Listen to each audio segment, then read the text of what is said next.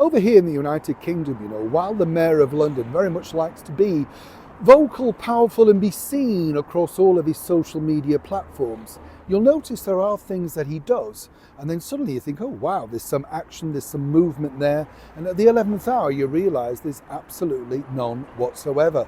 As ever, let me explain.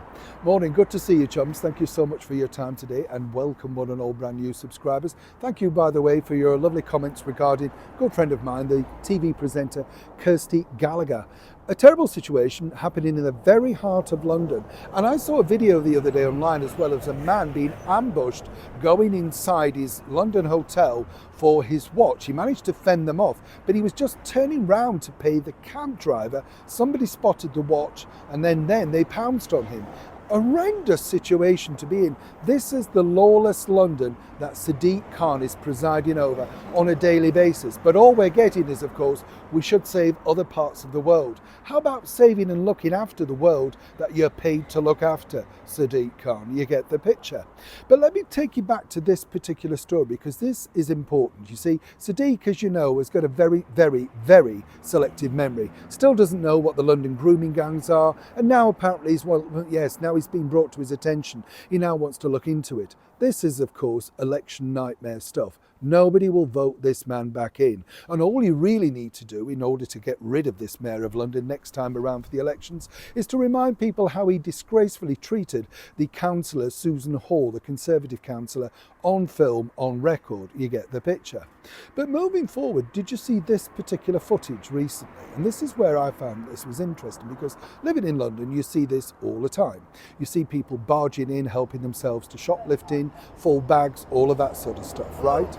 But what was interesting more so was the fact that this time around they decided to do a hit on a high street in London.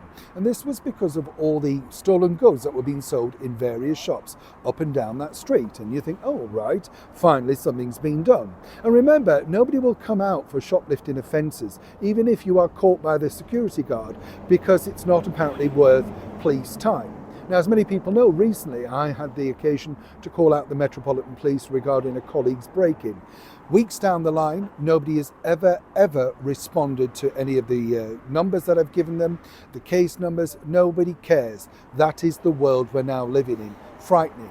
But back to this. You see, the shoplifting thing was this big thing where we're showing you exactly how we're looking after you, etc. A couple of weeks down the line, I can tell you, and again, I have to say allegedly, but the bottom line is this, that, well, yes, these shops were, sort of hit upon and looked into, and where did they get the stuff from? Well, they're now back up and running, right?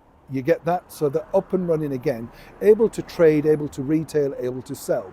Were there any arrests? Well, City Hall a little bit vague on that, not quite sure.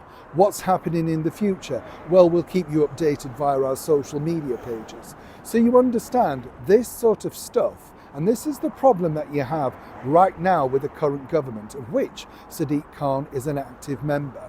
You see, if you remember also the migrant that came in and was supposed to go back, well, 2.5 weeks down the line, he's very much still here. But the government aren't too fussed about that. What they want to do is paint a story to you along the lines of, well, this is the real story, this is what's happening, and this is what we're doing to protect you living in London.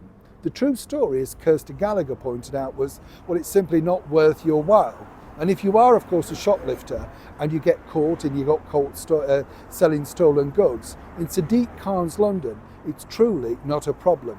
Because once the cameras turn away, it all falls back into place. And of course, they just hope that you won't remember. Fortunately, we're here to do it for you. Neil Sean in the very heart of the United Kingdom.